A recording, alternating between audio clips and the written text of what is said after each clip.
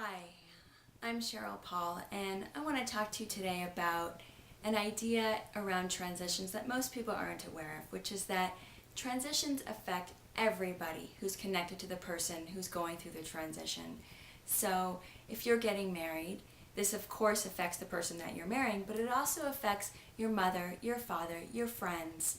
Um, if you are experiencing a loss, this will naturally affect everybody around you. If you are, let's say, going through an illness, which is a transition as well, it will affect your partner, your children. If you are having a baby, my little baby's about to turn 1, and I've been thinking a lot about his first birthday, that it's a milestone for him, of course, but it's really a milestone for me and my husband and my son, and the fact that our lives were magnificently and irrevocably changed the day that my baby was born. My firstborn became a big brother. It was an enormous transition for him. I became a mother of 2. My husband became a father of 2 sons. So it was really a transition for all of us, as well as our baby, as he was being born into the world. One of the most powerful transitions we go through is being born. But we often in this culture don't recognize the ways in which transitions affect everybody around us. When I was pregnant with my second born, I was very aware of how much this was a transition for my older son. And I was desperately looking for rituals that would help him transition into the role of becoming a big brother. Of course, I found very few.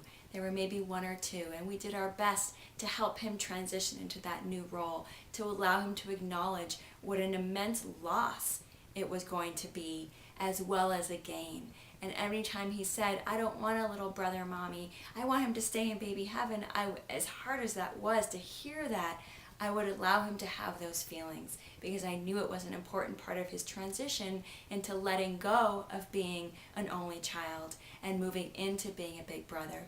So the same is true for getting married. I talk a lot with my clients about the ways in which their marriage is affecting their mother and their father, and how unconscious we generally are in this culture around the letting go aspect of the transition. And the more consciousness and education and information we can bring to everybody involved in a transition, let's say getting married, the easier it will be for everybody, the more joy everyone will ultimately have on the wedding day and on the other side of the wedding in the first year of marriage. So a mother of the bride, as she watches her daughter get married, is in an immense process of letting go, of grieving, of recognizing her own mortality, having memories of her own wedding, her own marriage. If it's a failed marriage, she'll have feelings about that. If it's a thriving marriage, she'll have feelings about that.